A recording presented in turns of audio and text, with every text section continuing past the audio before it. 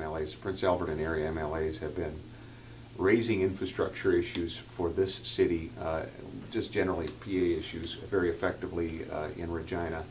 And the bridge is certainly, the second bridge is no exception. They've been canvassing for perhaps options to be able to move ahead with a project like it, just as they have, whether it was daycare spaces or roofs on gyms or new long-term care facilities. Our MLAs have been working on Prince Albert and area infrastructure priorities, including what I want to talk about today. So I want to thank them for that. What we found with the P3 Canada application from Saskatoon to go ahead with something called the commuter bridge there was that this project can work well for Saskatchewan. P3 Canada will also be helping to build the Regina bypass, and the province is going to be involved with that as well. And so some months ago, we were hopeful and reached out to the city of Prince Albert, and I think Saskatoon Mayor Acheson did as well, to just explore whether or not there was the same application for P3 possibilities for a second bridge here. Throughout that time, we've also been working with the federal government. The federal MP for the area, Randy Hoback's been very helpful. The bottom line is this. We do believe that a second bridge for Prince Albert would be eligible as a P3 Canada project.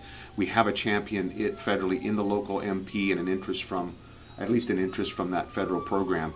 And I want to confirm today, I've talked about it in generalities, but I want to confirm today for the people of Prince Albert and area that our provincial government is committed to funding our share of a second bridge for the city of Prince Albert. The federal government under this process would also be a partner, and then the local government would also need to be a partner, just as Saskatoon was a very significant partner in their bridge. And so I had a brief chat with the mayor today, and I've sent him a letter as well. He's in receipt of a letter from myself indicating that because of the work of our area MLAs, this continues to be an issue we're working on, and we want to formally confirm that the province will be a funding partner in a second bridge for Prince Albert. And maybe if you've got any questions, I'll try to answer. What kind of time frame are we looking at? Well, it's up to the city to make the application, just as in the case of the commuter bridge in Saskatoon. The city of Saskatoon made the application, and we said when they're approved, we're in. And I'm saying that again today.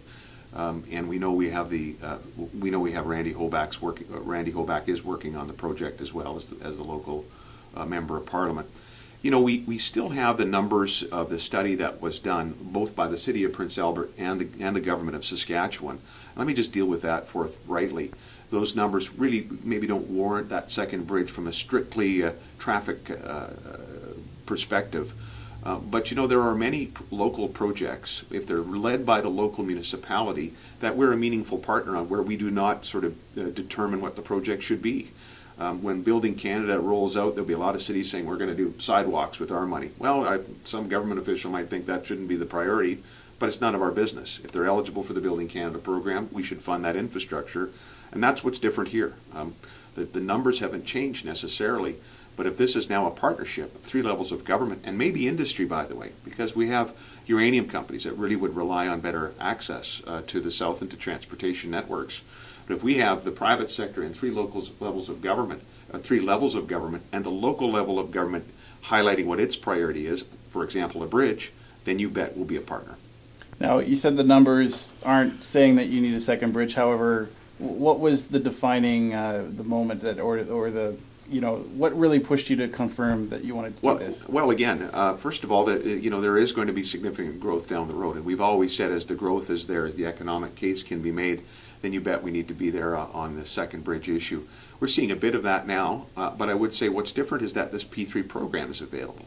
And again, if a local community applies to that program, but they need the province to be there with money, we're not going to dictate then the nature of the project. We're going to go with what that local priority is, and we're going to listen to our local MLAs as well. And so that's why we're able to make the commitment today of financial resources. And on a P3 process that worked really quite well for Saskatoon. And we're hoping that the opposition will be supportive now as this, because Buckley Belanger was the critic, and he was supportive of the Saskatoon project. He's on the record as saying this is an approach that can work. So we hope now we can see the application go forward and and then the timeline question can be clearer as well. Now you say you've spoken to Dion. What were your general feelings from him on this? Good. Good. I think they're going to discuss things because the local component, there's a financial implication there as well, and just as there was for the city of Saskatoon, just as there are for municipalities who get involved with the three level of government projects. But this is a way to advance it, and we had a very good discussion, just a telephone discussion this morning about it and other projects we're working on. As you'll know, our MLAs have been working on the new hospital project here, and the area MLAs have, and also that's a priority as well, and a one that will come at some significant investment. So we've got to plan that out right and work with the city of PA on that one as well. So we had a good chat about, but not just the bridge, but other projects. Any thought on cost yet? Well, there's a rough estimate of about $150 million. It's a very rough estimate. I think that's the other offer I made to Mayor Dion. If he needs help in making that application, whatever the province can do to help with the application itself. We've already contacted Ottawa, our contacts with P3 Canada, to say, this was months ago, to say, would this project potentially be eligible? And then we contacted the city, and as I said, I think Mayor Atch has also talked to Mayor Dion here. So we've been trying to coordinate and explore whatever options we could, and we're able to now make the confirmation of provincial funding today. How hands-on would the province want to be on location of the bridge? So it's a local decision. Yeah, we would want to leave that to the local. I mean, Highways is going to want some input, because whatever's coming across that bridge needs to tie into our infrastructure that we have, and some of it will be provincial, but we're very much going to we want Prince Albert to take the lead on issues of location and connector roads that would be required as well.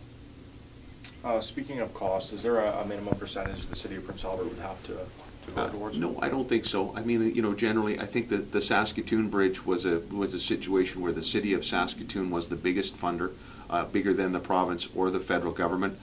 But there's no set ratios in the program, so I think that's something we could work together and explore what the right ratio is for all three partners. And as I said, maybe there's a role for the private sector to join in the funding as well. We're grateful that Cameco helped fund to a significant degree. I think it's Highway 914 up north, in between mines, and they're into that for some significant investment with us as partners. So there's precedent for the private sector that wants these better access, these better routes in place. There's precedent for them being partners as well, and we should at least explore it.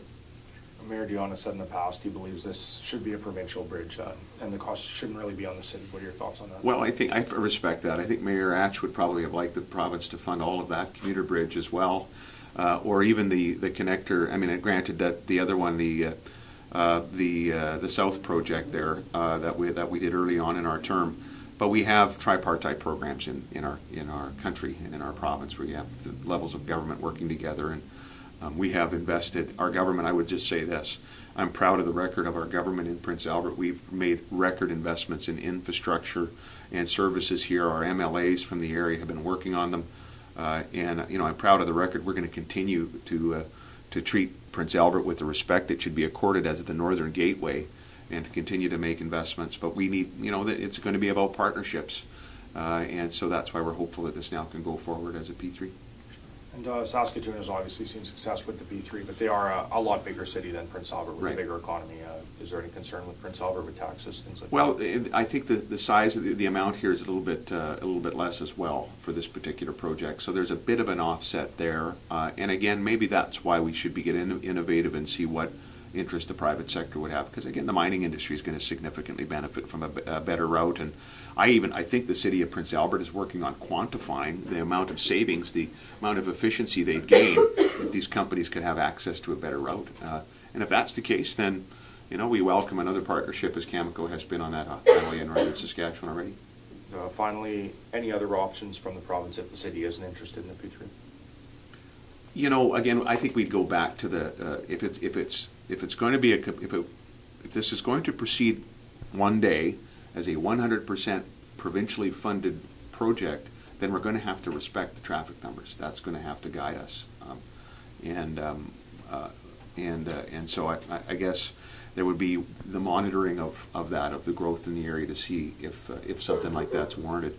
That's the challenge we have, because we have to go with a study that we both funded, both the city and the government agreed we're going to go with these numbers and let them tell us what they think. And so and be guided by that. So I think we'd just be back to monitoring growth and seeing if we can proceed. You know, I also want to point out that as a government, we have tried to have a very respectful relationship with respect to the municipalities across the province, including the city of Saskatoon. And a good example, I hope, of that relationship is the current bridge. Under the New Democratic Party government, they simply wouldn't pay their fair share, I would argue, of the maintenance of the bridge. Basically, they left it to the taxpayers of Prince Albert. We took a different approach in 2011, I think it was, 4.1 or $4.2 million worth of upgrades. We paid for the whole shot, and the taxpayers in Prince Albert did not have to pay. And so, you know, we've had the NDP now talking about this bridge, but I hope people will look at the record of our government, the action we've taken versus the lack of action they took when they had a chance in government for all those many years.